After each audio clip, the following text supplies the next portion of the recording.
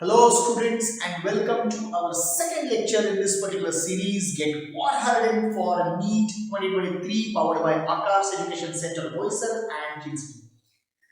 So पिछला lecture आपने देखा है आप सभी ने प्लानिंग करना शुरू किया होगा I am very sure about it all are very good kids I know जो भी फोकस्ड हैं जो भी डिटरमाइंड हैं सब ने ये काम शुरू कर दिया है लास्ट लेक्चर में हमने देखा था कि when to start where to start and how to plan तो I'm sure आपका प्लानिंग अब रेडी है आपके सामने आप बैठे हुए उस कागज को सामने लेकर और आपको पता है रोज आपको क्या करना है लेकिन इसके साथ साथ सभी को एक सवाल जरूर सता रहा होगा कि सर अगर पढ़ना है तो कहां से पढ़ें क्योंकि नीट का सिलेबस तो काफी वास्ट है बहुत जबरदस्त पढ़ना पड़ता है नीट के लिए हमने तो सुना है कि जो नीट क्लियर करते हैं टॉप करते हैं उन्होंने इस बुक से पढ़ा उस बुक से पढ़ा यहाँ से पढ़ा वहां से पढ़ा और बहुत सारे पब्लिकेशन का नाम ले लेते हैं बहुत सारे ऑथर्स का नाम ले लेते हैं तो हमें अभी अगर शुरुआत करनी है हमें अगर पढ़ना है फोकस करना है तो कहाँ से शुरू करें कौन सी बुक बेहतर है क्योंकि हर कोई अलग अलग बुक का नाम बताता है तो कहाँ से शुरू करें आई अंडरस्टैंड बच्चों I really agree all of you are very much confused very much troubled by this particular questions but don't worry in this particular session we are going to clear this question very nicely मुझे एक बात आपको आज बतानी है हाँ ये बात बताने के बाद शायद कुछ लोग मुझसे नाराज हो जाएंगे गुस्सा हो जाएंगे लेकिन ये बात बताना आप सबके लिए बहुत जरूरी है बेहद जरूरी है देखिए नीट की जो एग्जामिनेशन है ये कंप्लीटली बेस्ड है एनसीईआरटी के सिलेबस पर सबसे पहले आप ये कर सकते हैं एनटीए के वेबसाइट पे चले जाएं और एनटीए के वेबसाइट पे जो नीट एग्जाम का सिलेबस दिया हुआ है उसे एक बार रेफर करें ऑफ कोर्स 2023 का नोटिफिकेशन तो अभी तक आया नहीं है लेकिन 2022 का जो नोटिफिकेशन आपको मिलेगा या इनफैक्ट 21 का नोटिफिकेशन अभी आपको मिलेगा उसको भी अगर आप खोल के देखते हैं तो सिलेबस में बहुत ज्यादा बदलाव होता नहीं है हर साल वो सेम सिलेबस रहता है तो आप 2021 का जो सिलेबस है उसको एक बार ठीक से देखिए लाइन टू लाइन देखिए जब आप उस सिलेबस को देखेंगे आपके ध्यान में आएगा कि ये जो सिलेबस है ये पूरा का पूरा एनसीईआरटी के जो आपके टेक्स्ट बुक्स हैं यानी कि जो सीबीएसई बोर्ड यूज करता है और बहुत सारे स्टेट बोर्ड्स भी इस बुक को यूज करते हैं उन हेडिंग्स को हेडिंग टू हेडिंग सेम रखा गया है most of the syllabus heading to heading chapter to chapter is same as prescribed in NTA तो ये जो नीट का सिलेबस है ये एक्चुअली नीट एनसीईआरटी का ही सिलेबस फॉलो होता है वही पर्टिकुलर पार्ट है जो आपको पढ़ना होता है और आपको शायद पता होगा कि 2016 से ये बात हो रही है कि एनसीईआरटी के बाहर अगर क्वेश्चन आता है तो उस क्वेश्चन को वैलिड नहीं माना जाता उस क्वेश्चन को नहीं माना जाता कि ये सिलेबस का क्वेश्चन है और इसलिए NCERT should be your focus बाबा वाक्यम प्रमाणम जो एनसीईआरटी बोलता है उससे इतना भी नहीं हटना है एनसीईआरटी में पे ही बेस्ट आपका प्रिपरेशन रखना है तो पहली बात क्लियर हो जाओ एनसीईआरटी और कुछ नहीं सबसे पहली बात सो आपको क्या करना है ऑब्वियसली सबसे पहले आपको एनसीईआरटी के टेक्स्ट बुक खरीदनी है फिजिक्स केमिस्ट्री बायोलॉजी और मैं आपको सजेस्ट करूंगा कि आप भले भी 11th स्टैंडर्ड में रहो 11 के साथ साथ 12 की भी एनसीईआरटी की बुक खरीद लो सारे बुक्स एक साथ इकट्ठा आपके हाथ में हो तो अच्छा है तो इसका बेनिफिट होता है कि कई चीजें क्रॉस रेफर जो करनी पड़ती है वो क्रॉस रेफरिंग करना आसान हो जाता है तो इसलिए सारी बुक्स अभी खरीद लो कोई प्रॉब्लम नहीं है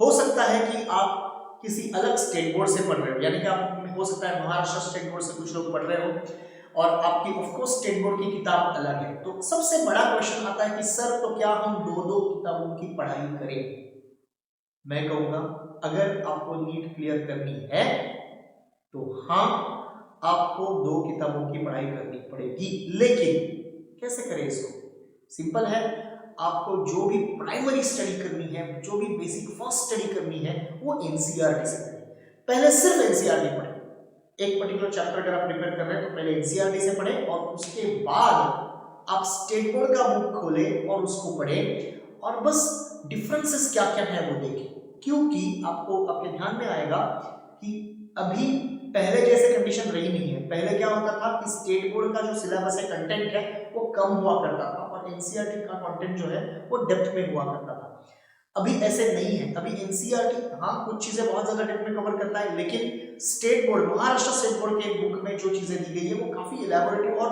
बहुत ज्यादा चीजें दी गई है। तो डेफिनेटली महाराष्ट्र स्टेट बोर्ड का जो बुक है उसमें ज्यादा कंटेंट है एनसीईआरटी से, तो जो एक्सेस या एक्स्ट्रा कंटेंट है महाराष्ट्र बोर्ड के बुक का वो आपको पढ़ना है आपके महाराष्ट्र स्टेट बोर्ड के हिसाब से। अदरवाइज जो एनसीईआरटी में आप पढ़ रहे हो वो वहां पर भी है, जो उसके ऊपर का है आपको वहां से पढ़ना है। तो इन चीज को आपको इस तरह से बैलेंस करना है। तो सबसे पहले आपको पहली बात बता रहा हूं, आपको एनसीईआरटी के टेक्स्ट बुक से पढ़ना ही है। अब लोग कहेंगे कि sir Maharashtra text book state board के टेक्स्ट बुक में अगर ज्यादा कंटेंट है तो वहां से ही क्यों ना पढ़े, एनसीईआरटी से क्यों पढ़े।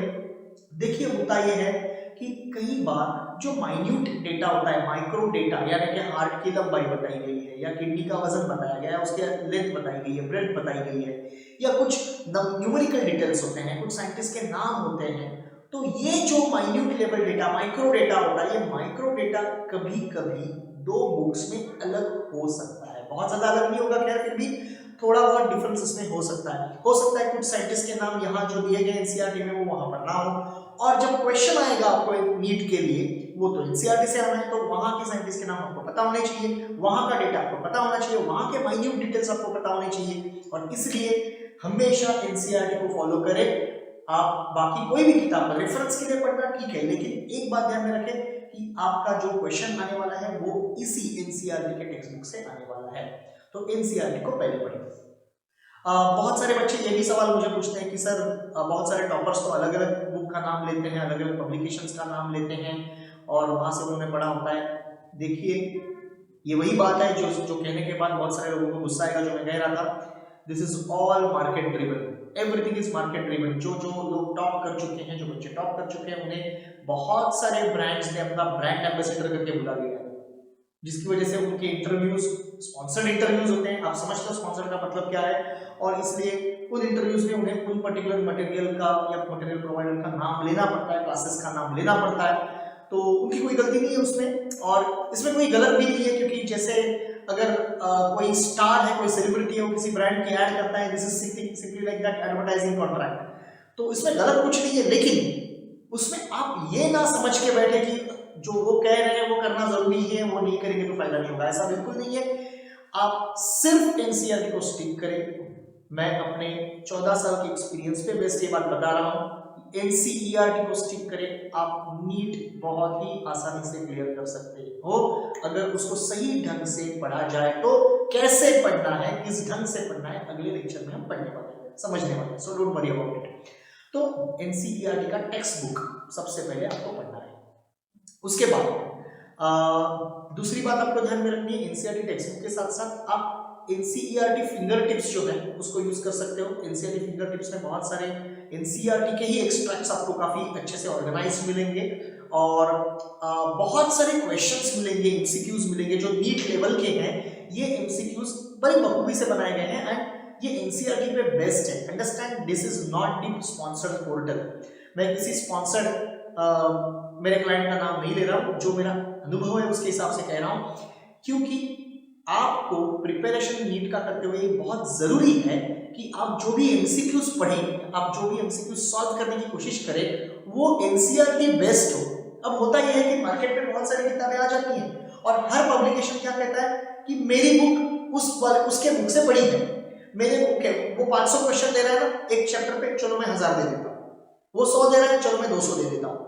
अब ये क्वेश्चन नंबर बढ़ाने के चक्कर में ये बुक्स, ये पब्लिकेशंस क्या करते हैं, बहुत ज्यादा डेटा उसमें भरते रहते हैं, जिसमें बहुत सारे पुराना डेटा हो जाता है, बहुत सारे क्वेश्चंस ऐसे जगह से निकाले होते हैं जो अभी के सिलेबस में कहीं है ही नहीं, वो पुराने सिलेबस में है। एआईपीएमटी के सिलेबस में पहले जो क्वेश्चंस हुआ करते थे उसमें से बहुत सारे क्वेश्चंस आपको कुछ बहुत सारे बुक्स में मिल जाएंगे। तो क्वेश्चन नंबर बढ़ाने के चक्कर में, वैल्यू बढ़ाने के चक्कर में क्या होता है कि बहुत ज्यादा क्वेश्चंस ऐड हो जाते हैं, और फिर क्या होता है, आप लोग कंफ्यूज हो जाते हो, आपका मॉरल डाउन हो जाता है, कॉन्फिडेंस डाउन हो जाता है। आप सोचते हो अरे मैंने इतने सारे क्वेश्चन सॉल्व किए, लेकिन इतना सारा पढ़ा, इतने सारे बुक से पढ़ा, फिर भी ये कुछ ऐसे क्वेश्चन है जो मैंने कभी देखा ही नहीं, यानी कि मेरी पढ़ाई जीरो हुई है, कॉन्फिडेंस कम हो जाता है, इजंट इट? इसलिए मैं कह रहा हूं कि ऐसे वाले क्वेश्चंस के पीछे बिल्कुल ना पड़े, आपको उन्हीं क्वेश्चंस पे ध्यान देना है जो क्वेश्चंस एनसीईआरटी बेस्ड है। तो आप कहेंगे सर फिर एग्जाम में चैलेंज क्या हो गया, अगर एनसीईआरटी में ये सब कुछ आता है तो चैलेंज बच्चों ये नहीं है कि इसका डेटा बहुत ज्यादा आपको कवर करना पड़ता है। चैलेंज ये है कि ये जो डेटा उसमें दिया गया है जो आप पढ़ोगे ना एनसीईआरटी में, उसको प्रोसेस बढ़िया तरीके से करना पड़ता है, उसकी एप्लीकेबल जो आपका अप्रोच है, एप्लीकेबिलिटी है, उसको बढ़ाना पड़ता है।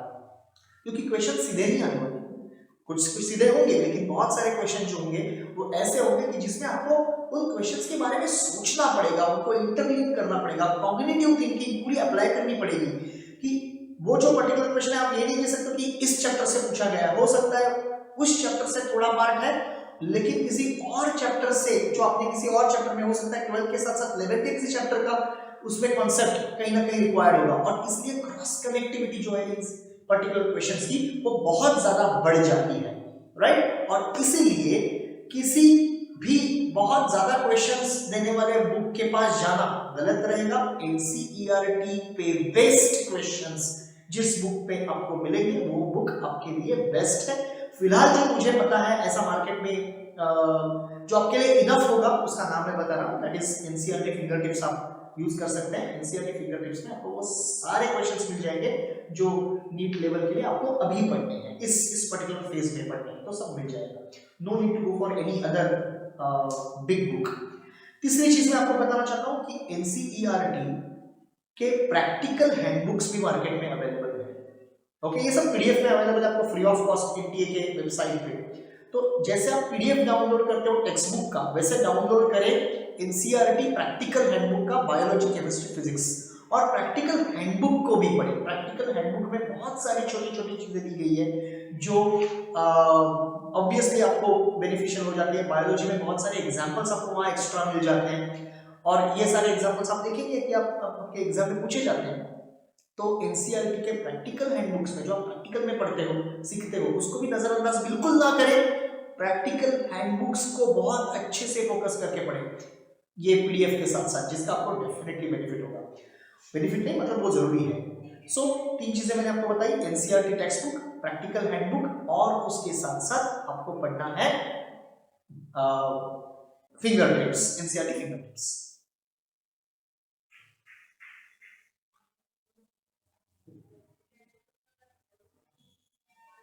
अब इसके साथ साथ और एक चीज आप पढ़ सकते हो, स्पेशली फॉर क्वेश्चंस। देखिए किसी भी कॉम्पिटिटिव एग्जाम की जब आप प्रिपरेशन करते हैं तो पिछले साल के क्वेश्चंस या पिछले कुछ सालों में पूछे गए क्वेश्चंस बहुत इंपॉर्टेंट होते हैं, बहुत ही जरूरी होते हैं। इसलिए आपको पीछे आए हुए कुछ पेपर्स के क्वेश्चंस की पढ़ाई करना बहुत जरूरी है। अब हर पेपर में आप कैसे ढूंढेंगे कौन सा क्वेश्चन कौन से चैप्टर का है, क्योंकि आप तो चैप्टर स्पेसिफिक पढ़ाई करेंगे, पेपर में तो सारे क्वेश्चन साथ में होंगे। इसके लिए सॉल्यूशन है एमटीजी का जो 33 इयर्स क्वेश्चन सेट आता है, एमटीजी का 33 इयर्स क्वेश्चन सेट। ये क्वेश्चन सेट इसके लिए बेस्ट है। फिर से कहता हूं कि ये कोई स्पॉन्सर्ड वीडियो नहीं है, फिर भी मैं नाम ले रहा हूं क्योंकि मुझे पता है मेरे बच्चों को इससे बेनिफिट होता है और होगा। सो एमटीजी का 33 इयर्स क्वेश्चन सेट अगर आप लेते हैं तो पिछले साल के सारे क्वेश्चंस आपको ईयर वाइज मिल जाएंगे हर पर्टिकुलर चैप्टर के नीचे। मतलब फॉर एग्जांपल एक चैप्टर आप पढ़ रहे हो तो उस चैप्टर के अंदर उस चैप्टर को डिवाइड किया गया है उसके सब टॉपिक्स में, और हर सब टॉपिक से आया हुआ क्वेश्चन कौन से ईयर में आया था ये एमटीजी में दिया गया है। इसको कैसे इस्तेमाल करें, कई बार एमटीजी में भी आपको पुराने वाले ऐसे क्वेश्चन दिखेंगे कि जिसका हमारे आज के सिलेबस से कोई ताल्लुक नहीं है, क्योंकि एमटीजी में पिछले 33 इयर्स के क्वेश्चंस हैं। तो ऑब्वियसली सिलेबस बदल चुका है, बहुत सारा कंटेंट जो है सिलेबस से कट चुका है, कम हो चुका है।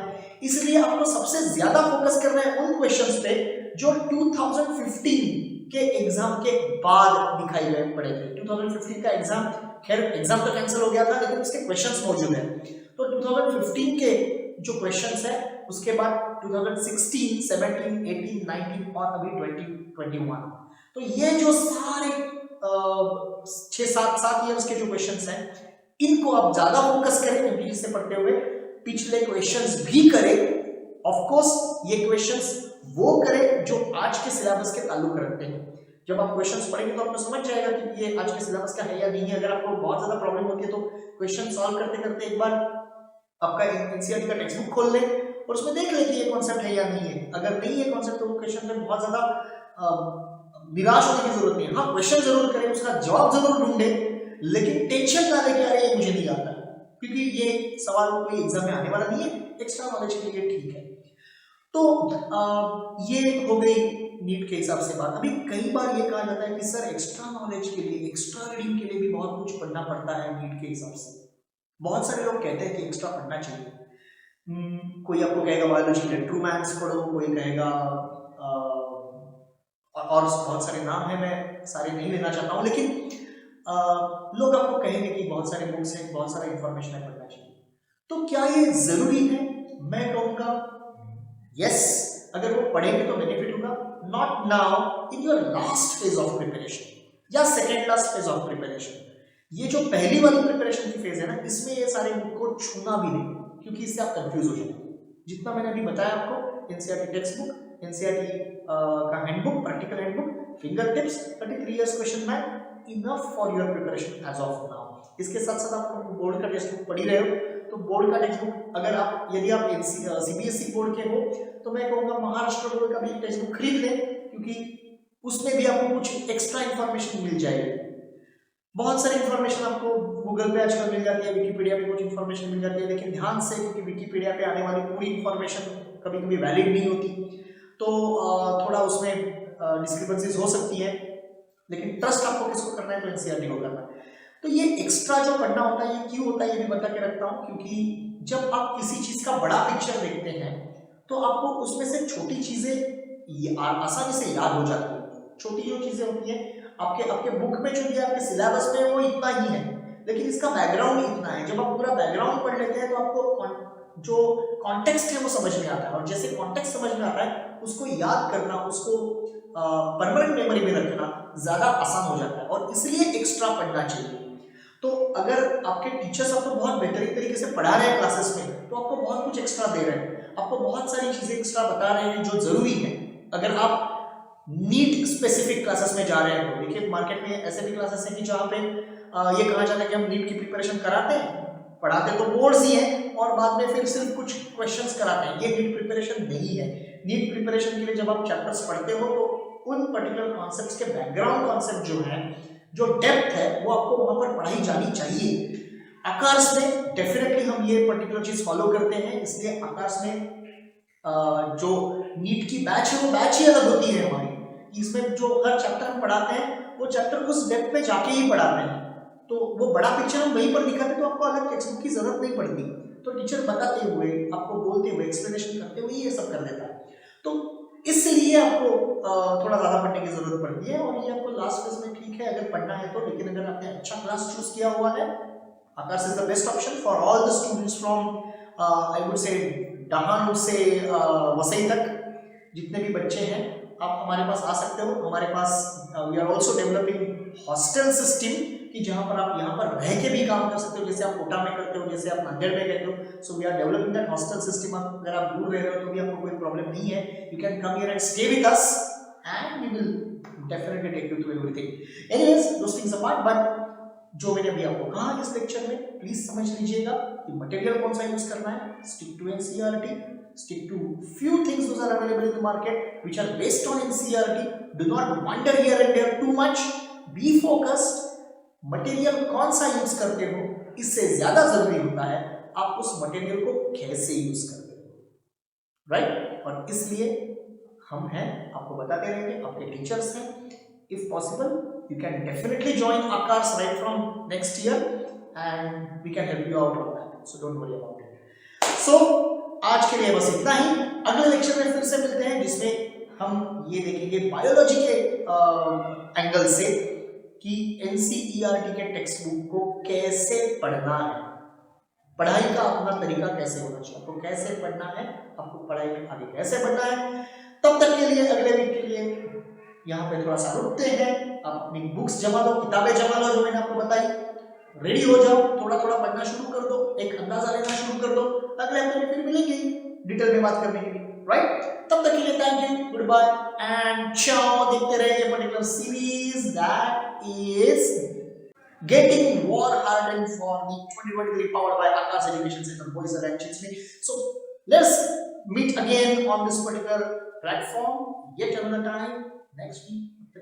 Goodbye and ciao. सब्सक्राइब करें, शेयर करें। शेयर करें ताकि मैक्सिमम बच्चों को इसका बेनिफिट हो, आपके सारे दोस्तों को बेनिफिट हो। Thank you.